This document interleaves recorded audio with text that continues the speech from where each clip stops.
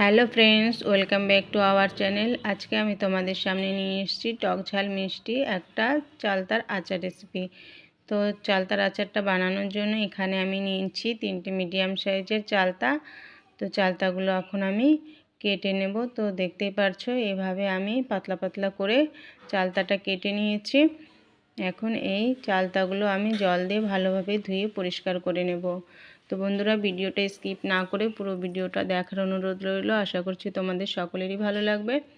তো এখন চালতাগুলো আমি ভালোভাবে জল দিয়ে ধুয়ে পরিষ্কার করে নেব।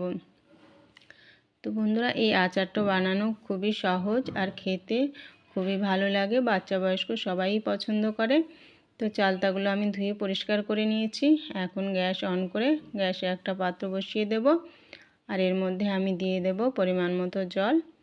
আমি চালতাটা সেদ্ধ করে নেব। তো এর মধ্যে দিয়ে দিচ্ছি 1 চামচ লবণ, আর দিয়ে দিলাম 1 চামচ হলুদ গুঁড়ো। তো জলে লবণ হলুদটা দিয়ে আমি কেটে ধুয়ে রাখা চালতাটা এর মধ্যে দিয়ে দেব। চালতাটা দিয়ে আমি একটা ঢাকনা দিয়ে এটাকে 10 মিনিট এভাবেই সেদ্ধ করে নেব। তো বন্ধুরা, এইভাবে একবার চালতার আচার বানিয়ে খেয়ে দেখবেন, খুবই ভালো হয় খেতে। তো আমার চালতাটা 10 মিনিট সেদ্ধ করা হয়ে গেছে। এখন আমি একটা পাত্রে তুলে নিচ্ছি, তুলে এটাকে ঠান্ডা করে নেব। আর এদিকে আচারটা বানানোর জন্য আমি একটা মশলা তৈরি করব। সেই জন্য দিয়ে দিলাম 5টা 6টা শুকনো লঙ্কা, আর দিয়ে দিলাম 1 চামচ গোটা ধনে, 1 চামচ গোটা মৌরি, আর দিয়ে দিলাম 1 চামচ জিরে। তো এই মশলাগুলো আমি শুকনো কড়াইতে ভেজে নেব। এই মশলাটাই আচারের স্বাদটা দ্বিগুণ করে দেবে। তো আমি মশলাটা ভেজে নিয়েছি। এখন একটা পাত্রে নামিয়ে এটাকে ঠান্ডা করে নেব। আর এদিকে সেদ্ধ করে রাখা আচারটা চালতাটা একটু ঠান্ডা হয়ে এসছে। এখন আমি এটাকে শিলে দিয়ে একটু থেতো করে নেব। এভাবে থেতো করে দিয়ে আচারটা বানালে খেতে খুবই ভালো হয়। তো এভাবে দেখতে পাচ্ছ আমি হালকা করে একটু থেতো করে নিয়েছি। এভাবে সব চালতাটা আমি থেতো করে নেব।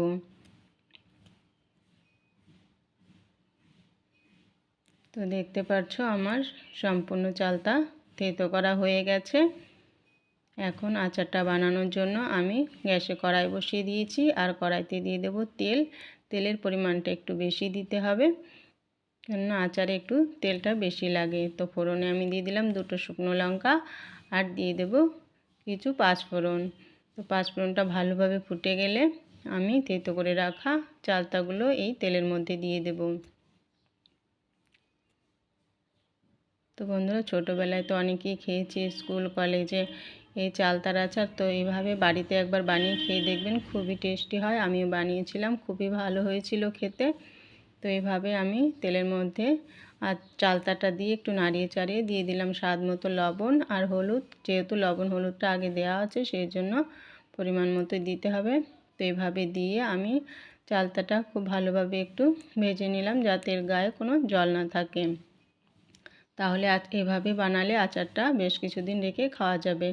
তো এখন আমি দিয়ে দিলাম পরিমাণ মতো চিনি। তো চিনিটা তোমরা তোমাদের স্বাদ অনুসারে দিও, যে যেমন মিষ্টি খেতে পছন্দ করো।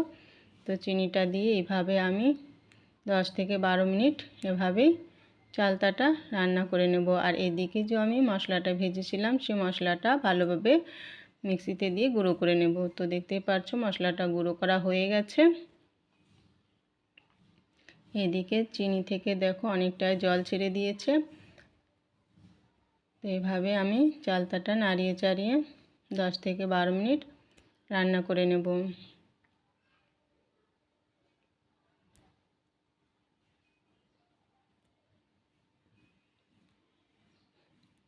তো 10 থেকে 12 মিনিট আমার চালতাটা রান্না করা হয়ে গেছে। এখন আমি দিয়ে দেব যে মশলাটা আমি ভেজে গুঁড়ো করে রেখেছিলাম, ওই মশলাটা দিয়ে দেব। তো এই মশলাটা আমি দিয়ে আবারও 5 থেকে 7 মিনিট এটাকে ভালোভাবে জাল করে নেব। তো এইভাবে বানিয়ে দেখবেন বন্ধুরা, খুবই টেস্টি হয় খেতে, সকলে খুবই পছন্দ করে চালতার আচার। তো দেখো আমি ভালোভাবে মশলাটা দিয়ে এটাকে 5 থেকে 7 মিনিট জাল করে নিয়েছি, আর আমার চালতার আচার রেসিপিটা কমপ্লিট হয়ে গেছে। তো বন্ধুরা, কেমন হয়েছে কমেন্টে অবশ্যই জানিও। আর ভালো লাগলে একটা লাইক শেয়ার কমেন্ট করো। আর চ্যানেলে নতুন হলে প্লিজ চ্যানেলটিকে সাবস্ক্রাইব করে দিও। তো তোমরা বাড়িতে একবার এভাবে বানিয়ে খেয়ে দেখো, খুবই ভালো লাগে খেতে। আজকের মতো এখানেই শেষ করছি, দেখা হবে নতুন রেসিপির সঙ্গে।